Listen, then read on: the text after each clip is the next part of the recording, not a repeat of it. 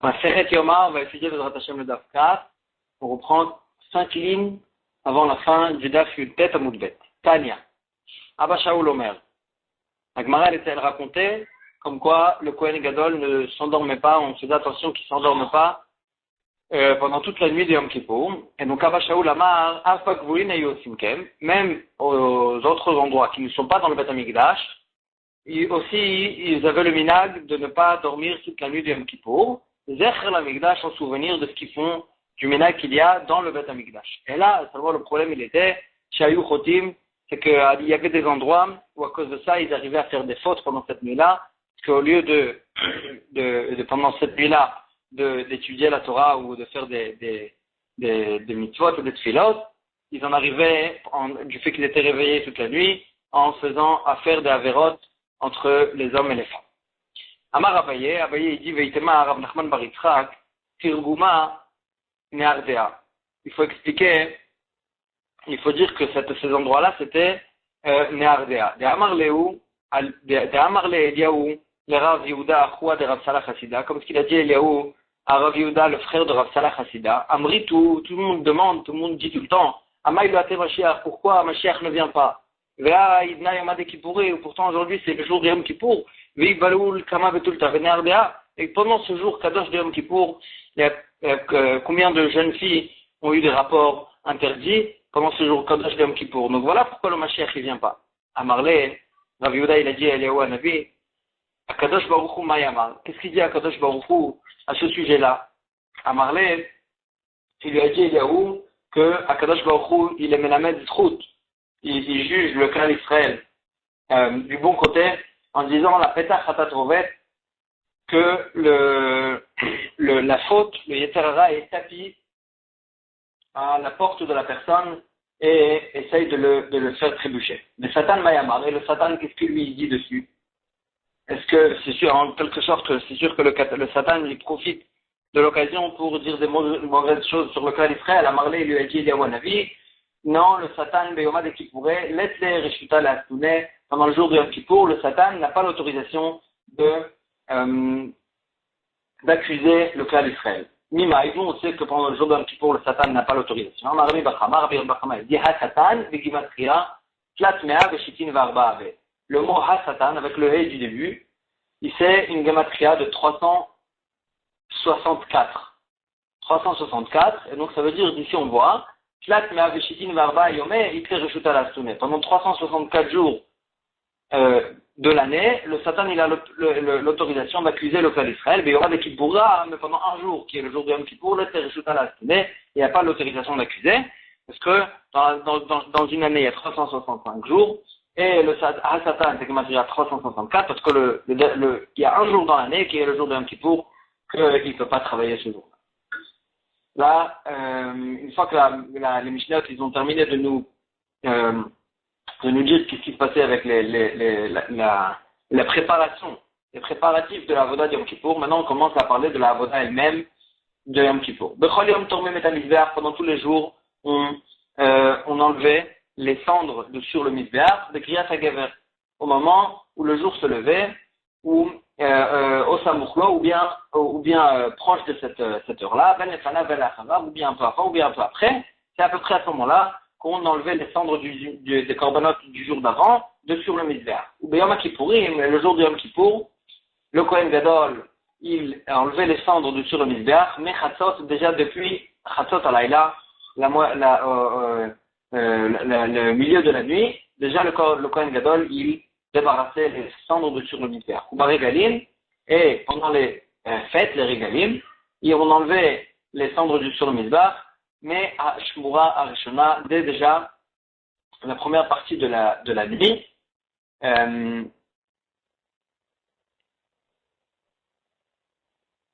c'est-à-dire la fin du premier tiers de la nuit. La fin du premier tiers de la nuit, déjà, la Gemara va expliquer pourquoi on faisait pendant les fêtes, on débarrassait le Mizbeach déjà plus tôt. La Gemara va expliquer ça. V'lo haïta, Kriyat HaGever, Maga, Hacha haïta, Azara Melam Israël, et la Mishnah raconte que le jour ne se levait déjà pendant le Régalim, que déjà toute la Azara du Beth Amikdash était pleine de Bnei Israël qui venaient amener leurs korbanot des Shalosh Régalim, pour qu'il soit prêt à les sacrifier dès après le Korban Tamid. Alors déjà, tout le clan d'Israël venait, déjà quand le matin se levait, déjà la Zara était pleine de gens qui ramenaient leur Korban. La Gemara, elle va commencer à parler de la Troumat Adeshen, du fait qu'on a des halachot, quand est-ce qu'on débarrassait le Mizbeach des cendres. Le principe, il est que les korbanot, on les sacrifiait que pendant la journée. Maintenant, le fait de brûler les membres et les graisses, c'est une mitzvah, mais ça peut être fait aussi pendant la nuit d'après. Et donc, d'habitude, le misbéach, il y avait sur le misbéach pendant la nuit qui brûlait tous les restes de korbanot de la journée, et ça brûlait, ça brûlait pendant la nuit. Ça brûlait pendant la nuit. Maintenant, le principe, il est aussi que si un membre est tombé du misbéach, s'il y a encore de la viande sur ces membres-là, alors là, il faut le ramener sur le misbéach pour que la viande aussi, elle brûle, même si c'est à la fin de la nuit. Mais d'un autre côté, si un os qui est déjà brûlé complètement, il est comme une braise, alors là, s'il est tombé du misbéach, il n'y a même pas besoin de le ramener sur le misbéach, même si c'est au début de la nuit. Là, la Gemara va parler des membres qui sont brûlés, mais qui ne sont pas encore comme des braises, et qui sont tombés du misbéach pendant la nuit. Est-ce qu'il faut le ramener ou pas? Nanata, la Mishnah nous dit comme ça. Evarim shefaku malgada misbéach. Des membres qui se sont fendus et à cause de la chaleur du feu du misbéach, et qui sont tombés du misbéach. Kodem chatot, c'est-à-dire si c'est tombé avant chatot, donc c'est pas encore devenu des braises, mais ils sont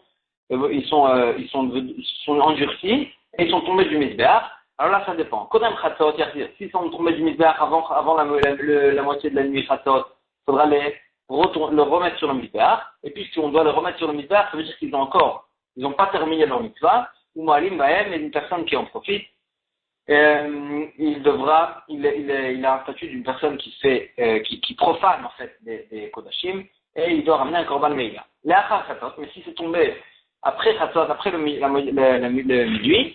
n'y a pas l'obligation de le ramener sur le misbéach, puisque le chatot est passé déjà. Là, ça y est, on a terminé leur mitzvah, et donc, puisqu'il n'y a plus de mitzvah dessus, ve'en moalim bahem, même une personne qui en profite, il n'est pas considéré comme une personne qui a profané, et il n'a pas besoin de ramener un korban. Donc, on sait maintenant qu'après Chatzot, c'est considéré comme si les membres ils étaient déjà brûlés, il n'y a pas besoin de le ramener sur le misbéach. Maintenant, nous on sait ça, Rab il nous dit, Katuv echad omer kol halayla ve'iktir. Et un passou qui nous dit, toute la nuit, il pourra brûler les membres. Et Katuv echad omer, et d'un autre côté, il y a un autre passou qui nous dit, kol halayla ve'erim. Et toute la nuit, on peut débarrasser le misbéach des cendres. Donc, qu'est-ce qui se passe? Il faut que ça brûle toute la nuit, ou bien on peut débarrasser déjà toute la nuit? Haketad, comment est-ce possible de répondre à cette contradiction avec ce Dieu? Chalkeu, il faut couper la nuit en deux. Chesio haktara, chesio la haktara, la première moitié de la nuit, c'est fait pour brûler les membres. Et donc, s'il y a un membre qui est tombé du misbéach avant la moitié de la nuit, il faudra le ramener sur le misbéach. Le chesio est la deuxième moitié de la nuit. Les harama, c'est pour débarrasser les cendres. Et donc, s'il y a un membre qui a sauté du misbéach après chatzot halayla, il n'y a pas besoin de le ramener de le remettre sur le misbéach. Ça, c'est, ici on a appris. Mativ Rav Kahana, il pose la question.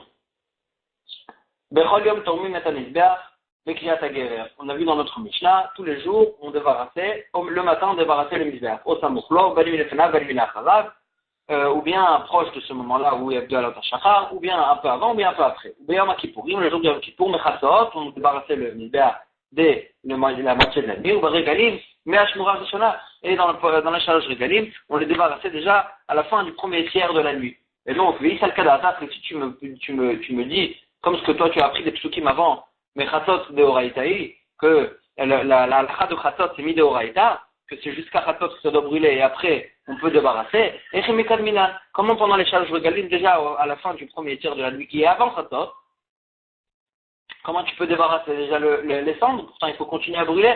Et aussi la même chose. Comment tu peux changer ce moment-là? Et donc, c'est sûr que cette source que tu m'as dit n'est pas valable. Et là, Rabbi Yochanan, il dit, on apprend ça dans notre endroit. L'image machinée, du fait qu'il y a écrit dans le pasuk Kol Halayla, il y a écrit dans le pasuk que le moment de brûler les membres, c'est Kol Halayla toute la nuit. Eni Odea Shehu Adaboker. Une fois que tu m'as dit que c'est toute la nuit, pourquoi tu as besoin de me dire Adaboker jusqu'au matin? Kol Halayla Adaboker, c'est une répétition. Matalmud Omar Adaboker. Pourquoi la Torah a eu besoin de nous répéter jusqu'au matin? Tel Boker, le Boker Shalayla. Tu peux donner un matin plus tôt que le matin de la nuit. C'est-à-dire, ça vient nous apprendre que des fois, on peut devancer le vrai matin et débarrasser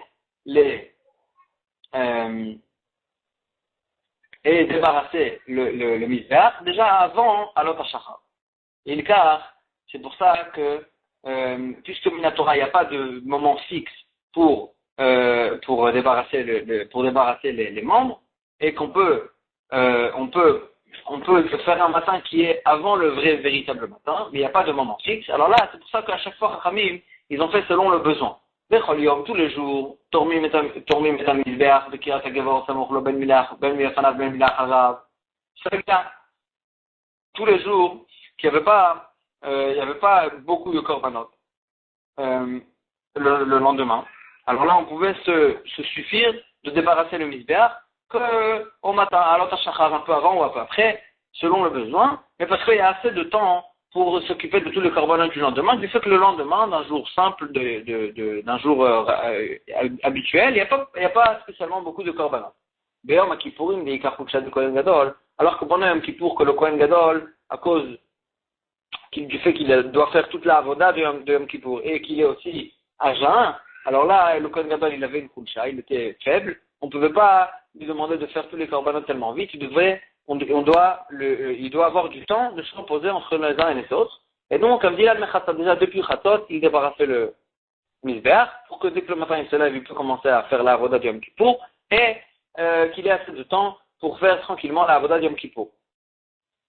Et donc c'est pour ça que depuis Khatot, déjà, il commençait à débarrasser.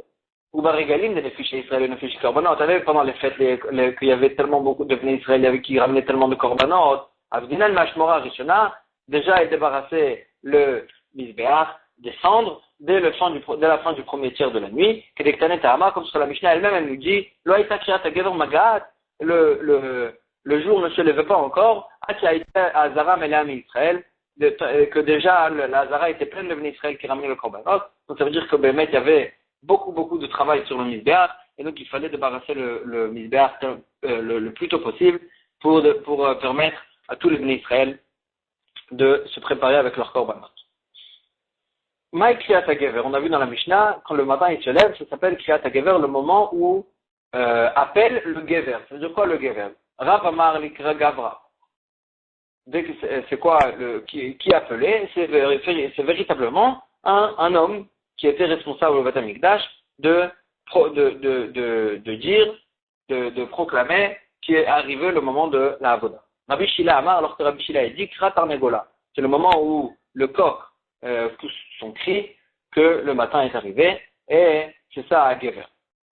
Ravi Klal a trait de Rabbi Shila. Ravi est arrivé à l'endroit où Rabbi Shila habitait, et là-bas on le connaissait pas Rav. Loava Moral et Mekamale de Rabbi Shila, il y avait personne Rabbi Shila donnait sa dracha au Kal, au Tzibour, et il y avait personne qui pouvait en fait traduire et expliquer les paroles de Rabbi Shila aux gens.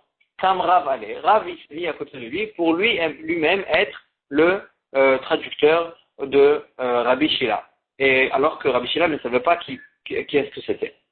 Vekam, Faresh, Maïkriyat HaGever, Lekra Gavra, Rabbi Shila, et dans sa dracha, il a parlé du concept de Kriyat HaGever, que pour dire que le matin il s'est levé. Et lui, Rav, quand il a traduit Kriyat HaGever, Kra Gavra, le moment où l'homme, qui était responsable de ça au Beth Amikdash, il a proclamé que le matin est arrivé. Amarle Rabbi Shila, il lui a dit, les mamar Krat Arnegola, pourquoi quand tu traduis pas que le coq a poussé son cri? Pourquoi tu dis que l'homme a proclamé que le matin est arrivé? Amarle lui a dit, Abouv Lecharez Zemer, une flûte qui est considérée comme un bel instrument chez les gens Bnei Chorim, chez les gens normaux, chez les gens qui sont importants, les gardae l'homme amine. Quand il est venu cette flûte pour chanter devant des gens qui y connaissent pas, qui sont moins chashuvim, ils n'ont pas bien bien accepté. Ça veut dire, je voulais dire par là, moi, que j'ai l'habitude j'ai eu l'habitude d'expliquer comme ça devant des gens chashuvim. Quand je suis arrivé devant toi, tu as pas accepté mon explication.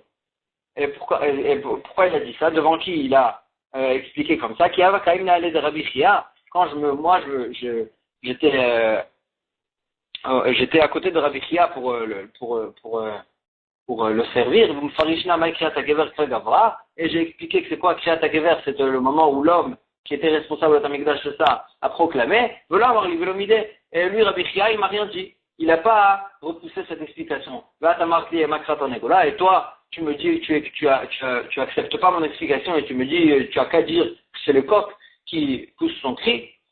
Comme ça, Rav, il a dit à Rabbi Shila que jusqu'à maintenant, en fait, Rabbi Shila, il savait pas qui est-ce qui se tenait devant lui. À Marley, Rabbi Shila, il lui a dit, Maïnigou, Rav. Donc, ça veut dire que toi tu es Rav, que Rav, il avait en fait il était connu comme celui qui servait son oncle Rabbi Chia. Et donc, une fois que Rabbi Shila, il a compris que c'était Rav qui était là devant lui, Nenachmar, il a dit, repose-toi, j'ai pas la darga de me servir de toi comme traducteur. Amarlé lui a dit, Amré Inché, les gens ils disent, Aïtagrat les put Amré. Si déjà quelqu'un quelqu'un t'a pris pour que tu lui donnes son service, alors là, serre-le jusqu'à la fin. Et donc, fais pour lui, même put Amré, même un travail qui est assez honteux, comme par exemple de peigner de la laine. Et donc, une fois que j'ai déjà commencé à te traduire, je continue de traduire. Ika de Amré, il y en avait qui disaient, Achi Amarlé, c'est ainsi qu'il lui a dit, Rav, Ma'alim, Bakodesh, le Moredin. On peut faire monter quelqu'un pour quelque chose de Kadosh, mais on n'a pas le droit de le faire descendre. Et donc, une fois que tu m'as monté ici pour te traduire, tu peux plus me faire descendre. Ça va être un gnaille pour moi de descendre, d'arrêter de te traduire. Tania Kevate de Rav, on voit comme ce qu'il a dit Rav, Tania Kevate de Rav Shila, il y en avait qui expliquaient comme Rav Shila, c'est-à-dire en fait on avait ici une maroquette, comment expliquer Kriyat HaGever? Est-ce que Kriyat HaGever ça veut dire l'homme qui proclamait au Beth Amikdash que le matin est arrivé, ou bien Kriyat HaGever ça fait référence au coq qui pousse son cri à Alot HaShachar. Tania Kevate de Rav, il y en avait qui disaient comme Rav, Gvini Karoz. Gvini c'était l'homme d'une personne qui était Karoz, que c'est lui il avait le travail de proclamer au Beth Amikdash que le matin est arrivé, le moment de la Avoda est arrivé. Maou Omer, qu'est-ce qu'il disait tous les matins? Imdou Kohanim la Avodatrem ou Levim le Tuchanchem, tenez-vous les Kohanim pour la Avoda et les Levim à vos estrades, Ve Israël et Mamatrem et les Israël à vos places pour commencer la Avoda du Beth Amikdash. Vaya Kolo Lishma, et sa voix était entendue, Be Shalosh Parsaot à une distance de 3 parsaot de l'endroit où il se trouvait, ça fait référence à 8000 amas. 8000 amas, c'est-à-dire 4 km. 4000 km, pardon.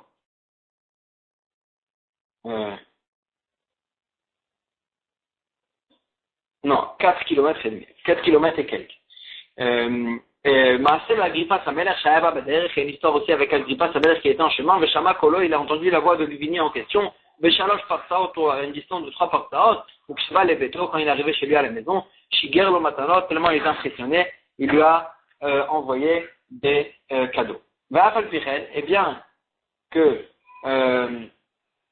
sa voix elle était vraiment très forte, la voix de Gvini en question, Kohen Gadol Meshubach Mimenu, la voix du Kohen Gadol est encore plus que la voix de Gvini, ben Marma, comme ce qu'il a dit Mar dans une braïta, ou Kvar Amar, Ana Hashem, déjà dès le Kohen Gadol, il disait pendant les vidéos de Yom Kippour, il disait Ana Hashem, etc. Venishma Kolo Yericho, et sa voix était entendue à Yericho, qui est encore plus loin que 3 parsaot. Zamar Rabba Bachana Amar Bi Yochanan, Yerushalayim le Yericho, 10 parsaot. Entre Yerushalayim et Yericho, il y avait 10 parsaot.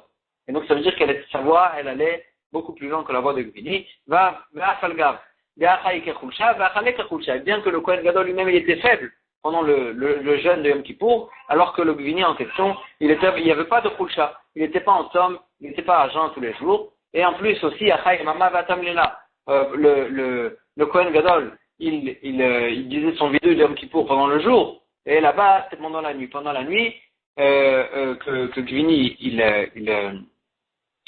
criait que le moment de la Avoda est arrivé, c'était pendant la nuit, et donc, bien que, alors que pendant le jour, la voix, elle ne va pas tellement loin, elle va moins loin que pendant la nuit, ça résonne moins que pendant la nuit, et quand même, le Kohen Gadol avait une voix beaucoup plus forte. Dama Rabbi Levi, comme ce qu'il a dit Rabbi Levi, mais pourquoi la voix de la personne ne s'entend pas pendant le jour, à la même force que pendant la nuit, mais Pnei Galgal Chama, à cause du soleil, chez Menasser Barakia, qui scie dans les cieux, qui Charash Menasser Barazim, comme un Charash, c'est le nagar, celui qui scie les bois, et comme un nagar, Menasser Barazim, qui scie des cèdres. Et donc c'est le soleil, en fait, il coupe il arrête les voix que ça résonne moins pendant le jour que pendant la nuit. Et les poussières qu'on voit pendant la nuit, c'est en fait comme les poussières qui sortent comme les sciures qui sortent de quelqu'un qui scie des bois. Et donc et ces sciures-là, comment elles s'appellent? La Shemé, ça s'appelle La. Ve'ainu dekama Nebuchadnezzar, c'est ce qu'il disait Nebuchadnezzar, v'chol dayare'ara, kela chashivin, et tous les habitants de la terre, ils sont considérés comme là. Et donc, la Gemara, elle aide avec ça. Avec cette braïta, on voit qu'en fait, il y avait un certain Gvini qui était là pour il y avait un certain Gvini qui était là pour proclamer que le matin est arrivé. Tanour Abanan, la Gemara elle continue avec un Tanour Abanan, il m'allait Galgal Chama, si ce n'était le soleil, Nishma Kol Amona Shel Romi, on aurait entendu la voix des armées de Romi dans tout le monde. Il m'allait Kol Amona Shel Romi, Nishma Kol Galgal Chama, et si ce n'est la voix, le bruit des armées de Rome, on aurait entendu le bruit du soleil dans tout le monde. Bon, c'est des choses un peu profondes et cachées.